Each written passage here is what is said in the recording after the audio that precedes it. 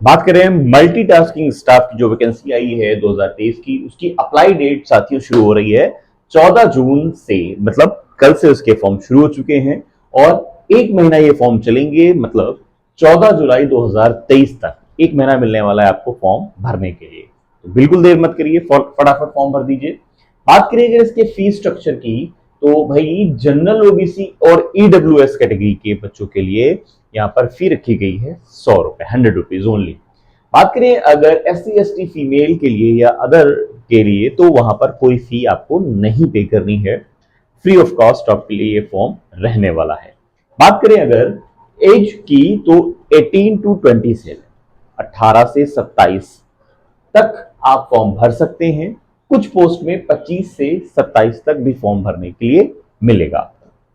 बात करें अगर एज रिलैक्सेशन की, तो इसमें एज रिलैक्सेशन है ओबीसी कैटेगरी के लिए 3 साल और SC ST के लिए 5 साल, जो कि ज्यादातर सभी कैटेगरीज में रहता है, सभी फॉर्म में रहता है।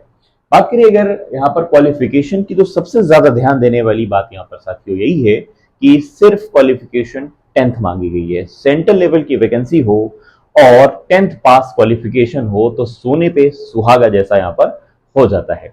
तो अगर आपने 10th पास कर लिया है तो फटाफट इस फॉर्म को जरूर भर दीजिए।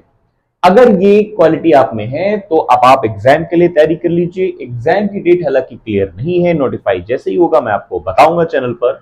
उम्मीद यही है कि अगस्त के आसपास इसका एग्जाम हो जाना चाहिए। अब अगर ये क्वालिफिकेशन आपके अंदर है, तब आप तैयारी कर लीजिए कि आपका सिलेक्शन प्रोसेस क्या होगा। जय हिंद साथियों, मैं आपके लिए लेकर आया हूं एक और जॉब की अपडेट। जी हां, आज हम लोग बात करने वाले हैं मल्टीटास्किंग स्टाफ के 2 कैटेगरी पोस्ट के लिए। 2023 की फिर से एक बार वैकेंसी आ चुकी है, जहां आप देखेंगे क्लर्क की और हवलदार की 2 वैकेंसी यहां पर मिलने वाली है आपको। 2 तरह की पोस्ट मिलने वाली है आपको। पदों की संख्या यहाँ पर अच्छी खासी है। जी हाँ, लगभग 12,000 के आसपास यहाँ पर पद मिलेंगे आपको। काफी अच्छी वैकेंसी है। अगर आपका क्वालिफिकेशन 10th लेवल है और आपने 10th पास कर लिया है तो जी हाँ, आपके लिए फॉर्म है। क्या है पूरी डिटेल, आइए इस वीडियो में जल्दी से बात शुरू कर लेते हैं। वीडियो शुरू करने से पहले मैं आप सभी से रिक्वेस्ट करूंगा, अगर आप हमारे चैनल में नए हैं तो फटाफट जल्दी से पहले तो सब्सक्राइब कर लीजिए, ताकि आप बाद में भूल ना जाएं। चूंकि मैं अपने इस चैनल पर गवर्नमेंट और प्राइवेट जॉब से रिलेटेड अच्छी वैकेंसीज की डिटेल अपडेट लाते रहता हूं, ताकि आपको इसकी detail update up to date मिलती रहे। इसलिए सब्सक्राइब करना जरूरी है ताकि आप तक वीडियोस पहुंच जाए। आइए बिना देरी के लिए शुरू कर लेते हैं। बात करें अगर MTS हवलदार न्यू वैकेंसी 2023 के बारे में, तो दी हाँ, मल्टीटास्किंग स्टाफ का ये जो जॉब है, इसमें आपको 2 तरह के यहाँ पर कैटेगरी मिलने वाले हैं। एक तो क्लर्क लेवल, MTS में क्लर्क लेवल। क्लर्क लेवल क्या होता है साथियों? क्लर्क लेवल वो जो पूरे इंडिया लेवल के जो पोस्ट हैं SSC के थ्रू, जहां पर कोई सचिवालय है या गृह मंत्रालय है या कहीं आयकर विभाग है, SSC लेवल वहां पर आपको अपॉइंट करता है पूरे इंडिया लेवल में। पूरे इंडिया लेवल में कहीं पर भी आपको ये जॉब मिल सकती है, पोस्टिंग मिल सकती है। और दूसरा है हवलदार। क्या है पूरी डिटेल देखिए। सबसे पहले जरूरी है आपका ये जानना कि भाई इसके फॉर्म कब से शुरू हो रहे हैं। तो 14 तारीख, मतलब यानी कल से इसके फॉर्म शुरू हो चुके हैं और 14 जुलाई तक इसके फॉर्म जाएंगे। ठीक है, अब बात करते हैं आपको, तो मतलब एक महीना आपको यहाँ पर मिल रहा है, तो फटाफट फॉर्म जैसे ही आप वीडियो देखिए, आपको पहले से आपने इसको समझ लिया है, जान लिया। इसका वीडियो मैंने ऑलरेडी बना दिया था कि 14 जून के आसपास की फॉर्म आ जाएंगे, तो आ भी गए। अब जो है इसके फॉर्म शुरू भी हो चुके हैं। फटाफट ऑफिशियल वेबसाइट पर जाकर इसको भर दीजिए। बात करेंगे इसके फी की, तो देखिए जनरल ओबीसी ईडब्ल्यूएस के लिए यहाँ पर 100 रुपए की फीस रखी गई है। बात करें अगर SC ST फीमेल कैटेगरी के लिए, तो कोई फी यहाँ पर आपसे नहीं ली जाने वाली है। बात करिए अगर इसकी एज की, तो एज यहाँ पर 18 से 27 कुछ पोस्ट के लिए और 25 से 27 कुछ पोस्ट के लिए रखा गया। पोस्ट वाइज एज का है, जैसा कि आप भरते हैं वहां पर आपको समझ में आ जाएगा। एज रिलैक्सेशन पर अगर हम बात करें, तो यहाँ पर ओबीसी कैटेगरी के लिए 3 साल की छूट है, जबकि SC ST के लिए यहाँ पर 5 साल की छूट है, एज यूजुअल, जैसा कि ज्यादातर होता ही है। बात करें अगर क्वालिफिकेशन की, तो सबसे इंपॉर्टेंट बात यहाँ पर यही है कि क्वालिफिकेशन क्या होगी। देखिए क्वालिफिकेशन यहाँ पर साथियों 10th पास मांगी गई है, 10वीं पास आपकी। अगर आपने 10th पास कर लिया है, सर्टिफिकेट आपके पास है, तो आप ये फॉर्म भर सकते हैं। बात करेंगे अगर आप इस क्वालिफिकेशन में पूरे उतरते हैं तो एग्जाम आपको देना होगा। एग्जाम का जो नोटिफिकेशन है वो अभी नहीं है, लेकिन उम्मीद यही है कि अगस्त के आसपास का एग्जाम हो जाना चाहिए। ठीक है। अगर ये सारी चीजें आपको अब समझ में आ चुकी हैं तो अब आपको ये समझना होगा कि सिलेक्शन प्रोसीजर है क्या इनका पूरा। ठीक है, देखिए अगर सिलेक्शन प्रोसीजर हम देखें यहाँ पर तो सिलेक्शन की जो डिटेल है आपको वो मिलने वाली है 4 तरीके से। एक तो रिटन एग्जाम होगा आपका, दूसरा यहाँ पर पीटी पीएसटी हवलदार की पोस्ट है, डीवी होगा, उसके बाद आपका यहाँ पर मेडिकल होगा।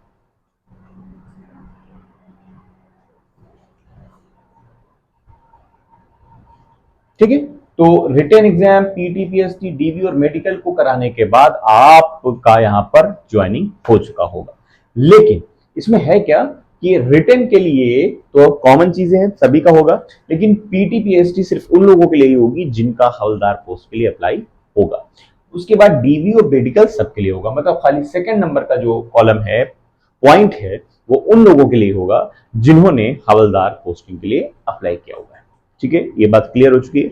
अभी हम बात करने वाले हैं सिलेक्शन प्रोसीजर के लिए रिटन का सिलेबस क्या होने वाला है। ठीक है, लेकिन उससे पहले मैं आप सभी से रिक्वेस्ट ये करूंगा कि अगर अभी भी चैनल को आपने सब्सक्राइब नहीं किया है तो साथियों जल्दी से चैनल को सब्सक्राइब कर लीजिए ताकि डिटेल आपको अगली वीडियो की मिल जाए। ठीक है, तो आगे की हम बात करेंगे सेशन रिटन एग्जाम का करना कैसे है, ये तरीका क्या दे रहा है। देखिए रिटन एग्जाम का इन्होंने जो तरीका बनाया इस बार बहुत शानदार तरीका है, जबरदस्त तरीका है कि इन्होंने 2 सेशन में इसका एग्जाम कराने के लिए आपसे मांगा है। कैसे? सेशन 1 और सेशन 2। सेशन 1 को क्वालिफाई रखा है, सेशन 2 को मेरिट लिस्ट के बेस पर बना दिया है। क्या है पूरी डिटेल, आइए जल्दी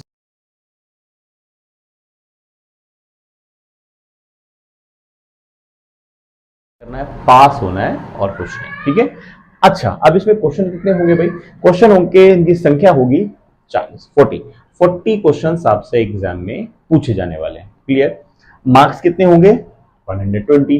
तो एक क्वेश्चन 3 मार्क्स का होगा, टोटल मिलकर बनेंगे जाके 120 नंबर। टाइमिंग क्या होगी? 45 मिनट की यहां पर आपसे टाइमिंग की बात की गई है। ठीक, तो ये हो गया आपका टोटल क्वेश्चन। अब सवाल यह है कि नेगेटिव मार्किंग होगी या नहीं होगी, तो नो नेगेटिव मार्किंग, कोई भी नेगेटिव मार्किंग आपकी इस क्वालिफाइंग एसएससी के एग्जाम में, एमटीएस के एग्जाम में नहीं रखी गई है। क्लियर हो गई बात? मतलब आप गेस कर सकते हैं, है ना। अभी रुक जाइए, पूरी डिटेल में आपको गेस की बताऊंगा कैसे आपको गेस करना है। क्लियर ना? अभी देखिए अब सिलेबस में किस तरह के क्वेश्चंस आने वाले हैं, कौन कौन से पॉइंट्स। मैथ्स, रीजनिंग, मैथ्स आएगी और रीजनिंग आएगी। मैथ्स के 20 क्वेश्चंस और रीजनिंग के यहां पर 20 क्वेश्चंस आपसे पूछे जाने वाले हैं। ठीक है, मैथ्स के 20, रीजनिंग के 20, टोटल मार्क्स बनेंगे जाके आपके 60 60 120। क्लियर? 40 questions 120 marks. क्लियर? ये रहा क्वालिफाइंग, यहां पर आप क्वालिफाइंग कर जाते हैं तो अब आपको सेकंड सेशन के लिए या सेशन 2 के लिए आपको बुलाया जाएगा। लेकिन सवाल ये है कि कितने प्रतिशत लोगों को बुलाया जाएगा या कितने प्रतिशत क्वालिफाइंग रखा गया है, इसकी डिटेल भी जरा ले लीजिए। देखिए सेशन 1 को क्वालिफाई कराने के लिए जनरल कैटेगरी के लिए 30% का क्वालिफाइंग रेशियो रखा गया है। उसी जगह ओबीसी ईडब्ल्यूएस के लिए 25% का और अदर कैटेगरी के लिए 20% का रेशियो यहां पर साथियों रखा गया है। बात समझ में आ गई? अब 30% अगर ले लें तो मार्क्स के हिसाब से, क्वेश्चन के हिसाब से क्या बनता है जरा वो भी देख लीजिए। तो 120 क्वेश्चन के हिसाब से भाई 36 क्वेश्चन बनते हैं, 120 नंबरों के हिसाब से 36 नंबर बनते हैं, जबकि 40 क्वेश्चन के हिसाब से 12 नंबर बनते हैं यहाँ पर। क्लियर? बात समझ में आ गई साथियों? तो अगर आप जनरल कैटेगरी के हैं तो इतना लेवल है, ओबीसी ईडब्ल्यूएस के हैं तो आप अपना परसेंटेज यहाँ पर निकाल सकते हैं। ठीक है, तो ये बात आपको समझ में आ गई कि अगर आपको सेशन 2 में जाना है तो लगभग इतने तो सही करने ही पड़ेंगे, नेगेटिव मार्किंग नहीं है, बात ये ध्यान में रखिएगा। अब हम बात करेंगे सेशन 2 की मेरिट लिस्ट के बारे में। तो सेशन 2 में मेरिट लिस्ट जो बननी है उसमें 50 क्वेश्चन आएंगे, बिल्कुल सेम पैटर्न है सेशन 1 की तरह। वहां 40 क्वेश्चंस थे, यहाँ 50 क्वेश्चंस हैं। वहां 120 नंबर थे, यहाँ 150 नंबर हैं। क्यों? क्योंकि यहाँ पर क्वेश्चन की संख्या 10 ज्यादा है, इस वजह से। टाइमिंग वही है 45 मिनट 45 मिनट। तो कुछ समझ में आ रहा है? जो क्वालिफाइंग सेशन है सेशन 1 उसमें और क्वालिफाइंग के बाद जो मेरिट लिस्ट सेशन है सेशन नंबर 2 उसमें 10 क्वेश्चन ज्यादा आएंगे, इस वजह से नंबर ऑफ मार्क्स भी आपके बढ़ जाएंगे। टाइमिंग बिल्कुल सिमिलर है। अब बात करेंगे नेगेटिव मार्किंग की।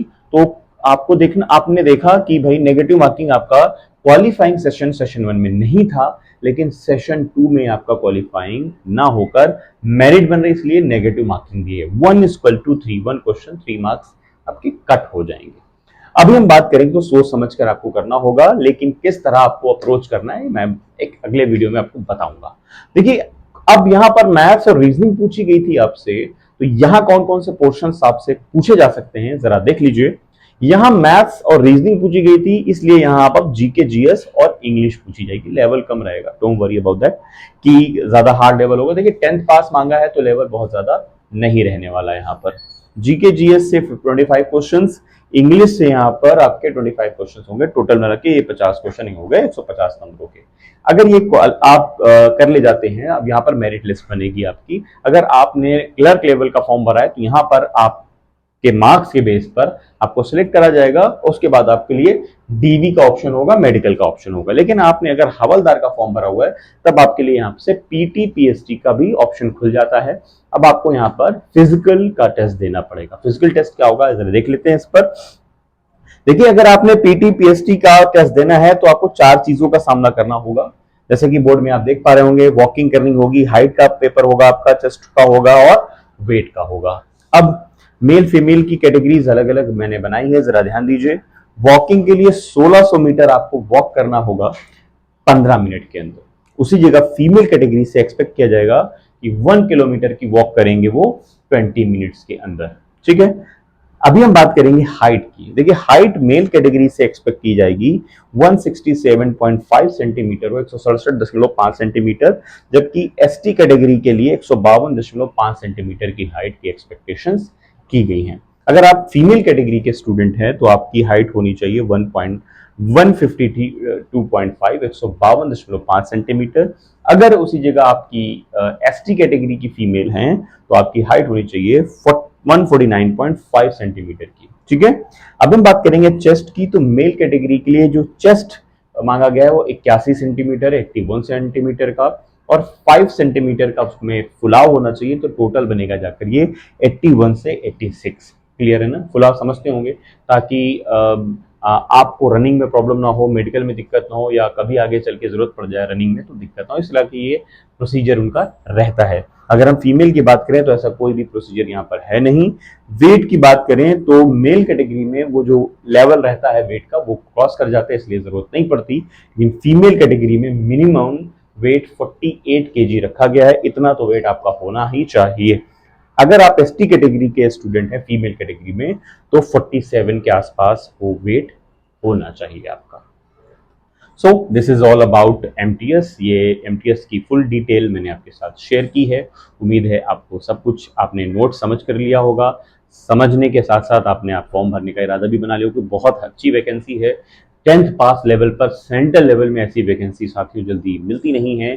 तो प्लीज वीडियो को जरूर जरूर लाइक कर लीजिए, और हाँ, चैनल को सब्सक्राइब करना मत भूलिएगा, क्योंकि ऐसे ही गवर्नमेंट की और अच्छी प्राइवेट जॉब की अपडेट मैं आपको देते रहता हूं, अपने चैनल पर डालते रहता हूं वीडियो, मेहनत करते रहता हूं आपके लिए। तो आपको अगर ये वीडियो इस तरह की चाहिए तो आपको सब्सक्राइब कर दीजिए, बेल आइकन दबा दीजिए, ताकि आपको नोटिफिकेशन टाइम टू टाइम इसका मिल जाए।